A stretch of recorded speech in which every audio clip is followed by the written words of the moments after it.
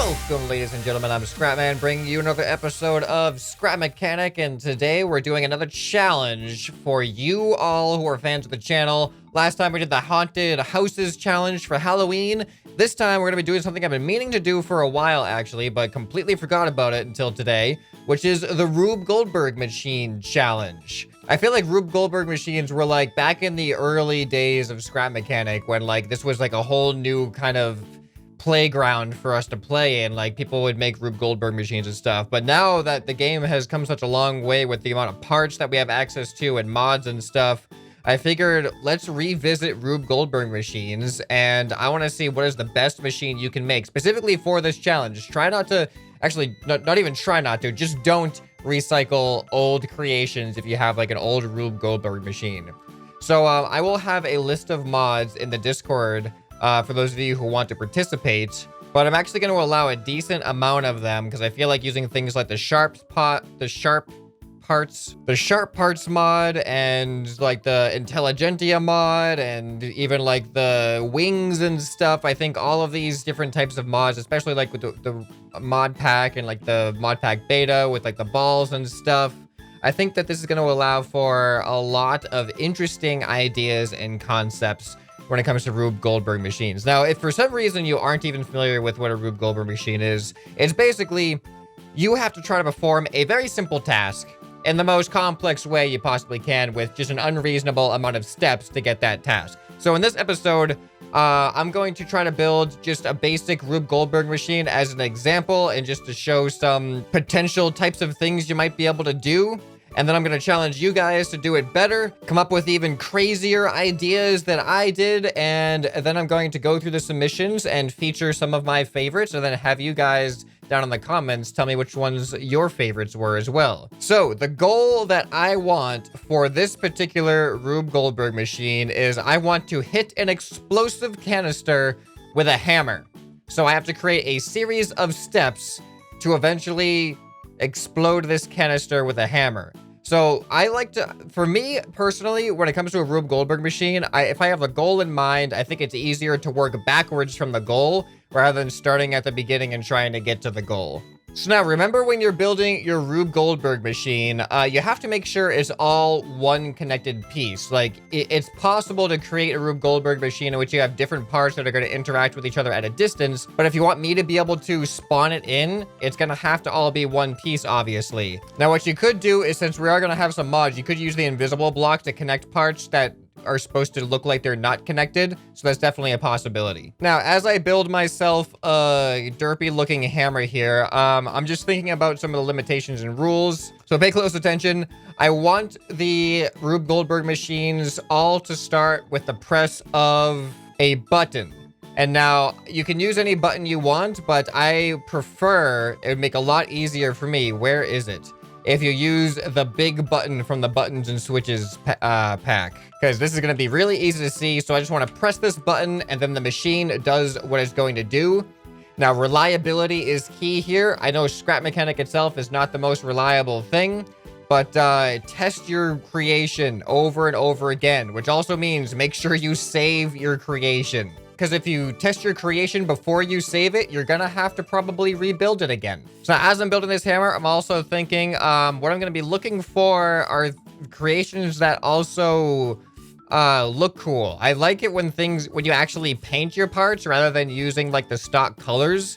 So if you want something to look a certain way, just paint it that way. Don't just have all these random assortment of stock color objects and stuff, because when things look nice, they just look nice, and that just makes it nicer. So consider that when building your machines as well. Aesthetics is not the biggest factor for sure, but a factor. The biggest factor is just the creativity of the steps that you put into it. All right, so now I've got to figure out how to make it so that this hammer is going to hit directly on that thing.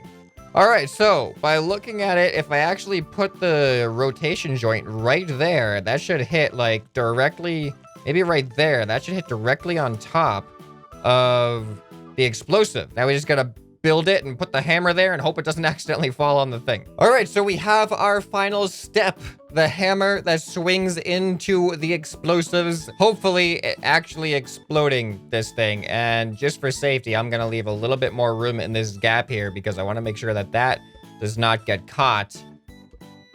There we go. All right, so that should work. I think that should work. Now we have to figure out what is going to trigger these thrusters that is going to swing this hammer. And then we have to figure out what's going to trigger that, and then what's going to trigger that, and then that, and then that. And it's going to be hard to know when to stop, but I only got a limited amount of time to record this video, so we're going to make it not a 5-hour long recording. All right, the second and third to last step has been built. So this hammer is going to hit this and is going to get triggered by a bowling ball that goes down this ramp. But that bowling ball is going to get triggered by the spud gun. When the spud gun is triggered, I have to delete that. That's just a safety measure, that caution block right there. In case it starts shooting, it's going to shoot one by one through each of those cardboard blocks until it gets to the last one, which drops the bowling ball. And now I got to figure out how to trigger the spud gun.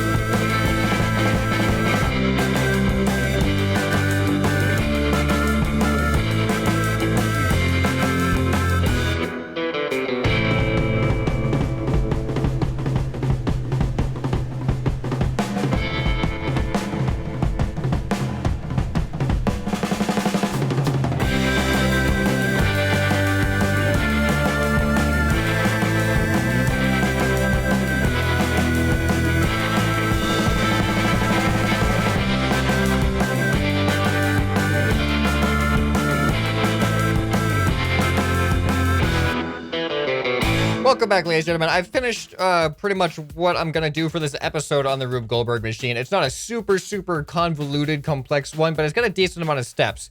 Now, this is completely untested, so I'm hoping it's gonna work the first try. I just hope I remembered to connect everything up that I needed to connect and remove all of my safety measures.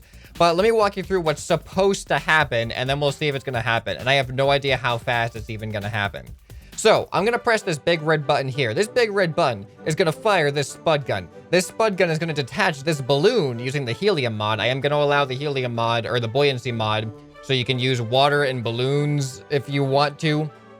This balloon will go up the square tube here, hopefully triggering that sensor. I'm afraid the balloon is gonna get stuck in the tube. I don't really know what to expect.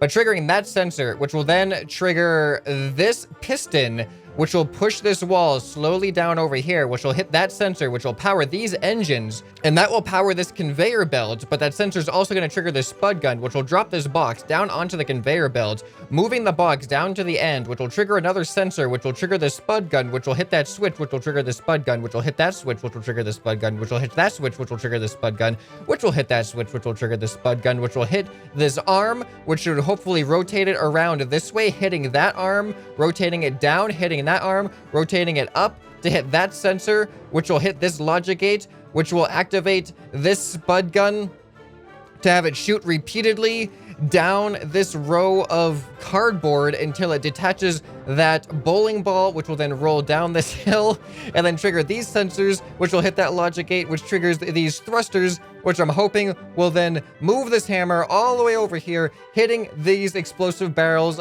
and hopefully exploding them, which will then detach this entire creation from the ground, having it fall over a little bit. Does that sound like a good plan? I think that sounds like a good plan. Now, the question is it gonna work? I really, really hope this thing works, and I really hope I can get it all in view as it happens. I'm gonna have to, like, run down as soon as it happens. Okay, here we go. Here we go. We're gonna press the button. Gonna press the button in 3, 2, 1, go! Well, apparently there was an extra layer of glass I wasn't aware of. All right, 3, 2, 1, go! Whoa, that was fast. Okay, now the wall is going. This is so far working as planned. That shoots that. Oh, that is really slow. I did not, like I said, I did not test this. I had no idea how slow the slowest engine setting was gonna be, but this should still work. All right, this part's gonna be really fast though. All right, here we go. Gonna trigger the spud guns. Oh! Oh, it's working! It's working! Are you kidding me? Are you kidding me right now? I cannot believe, how did that not trigger this? That was so fast. That was such a hard impact. All right, you know, I think it was just a fluke. We're gonna reset. I'm gonna detach this whole thing from the ground. Reset it. Let's see if we can do this again. All right, I've got myself reset here. Now, I think what might be the problem is impact. If it's on the same creation as what's impacting it, maybe that's the issue. So what I'm gonna do instead is I'm gonna put a free explosive here instead of that static explosive. So I'm hoping just having this explosive sitting there is gonna make it much more likely to explode. All right, so I think everything's hooked up the way it should have been. Let's press the button again and see if it works. There we go. Man, that balloon goes up so fast. I did not expect that. All right, and here, I'm just gonna bump these up a little bit. There we go. We're going a little bit faster. These should trigger the spud guns. There we go. And that bounced, so then it triggered the thing twice. Hold on, I got this. There we go. And that drops the ball. And yeah, all right, there we go. And it actually didn't get detached from the ground because of that thing over there. All right, but that's an example of how, look at the hammer. It has no head anymore. That's great. So that's an example of some different types of mechanisms you can use in a Rube Goldberg device. Now, obviously, that's why you're gonna have to really test it and make sure that it works consistently, because there were obviously some things there that were not consistent. This was a trouble portion here, considering that bounced up and down twice. It actually triggered the sensor twice. So things like that, you can put in fail safes to make sure things like that don't happen, but you won't know unless you test them. Now, as far as what mods you can use, I'm going to hop out of here and then show you what mods I have selected for this map, and I will also have it in the Discord. So over here, you can see we have the Sharp Stuff mod, we have the buttons and switches from the developers, we have the Crazy Wheel Pack, we have the Mod Pack Polygons, Take Flight, the wheel covers if you want to use those, I just always have that enabled. Multiplayer Monday, I always have that enabled. The Intelligentia mod, I'd be really curious to see how that could be incorporated into Rube Goldberg devices. We have the Helium mod, or the Buoyancy mod. We have the Ropes mod. If you dare try to rely on ropes, I mean, why not? Also plungers too, because I just think those would be kind of fitting into a Rube Goldberg machine. We have the Mod Pack, we have the Mod Pack Beta, and we have the Wings mod. So, I'm looking for the most genius and creative and innovative ways to do the most simplest of tasks. Your task can be anything. Make sure you type in the description what the task is that is being accomplished. As far as dates, it should be Friday today when I release this video, and I am going to give until Sunday to enter your submissions into the Discord. There will be a channel in the server called Rube Goldberg Challenge, and that is where you can submit your workshop links. Make sure that you make your workshop links public. So yeah, quick recap, try to make it start with a big red button like this from the buttons and switches mod, and use any of the mods that I listed to create the most convoluted and inefficient thing that produces a simple result. I'll probably like ones that have really interesting results, and I'll definitely like ones that have really interesting mechanisms built in. But make sure they're reliable, because I'm only going to give it like maybe 2 or 3 tries if it doesn't work the first time. And if it doesn't work at all, then it's probably not going to make it into the video. So test, test, test. All right, well, I think that pretty much sums it up. I'm looking forward to seeing what kind of submissions that we have and what the results are going to look like. Anyway, this has been ScrapMan, and I'll see you next time. Bye.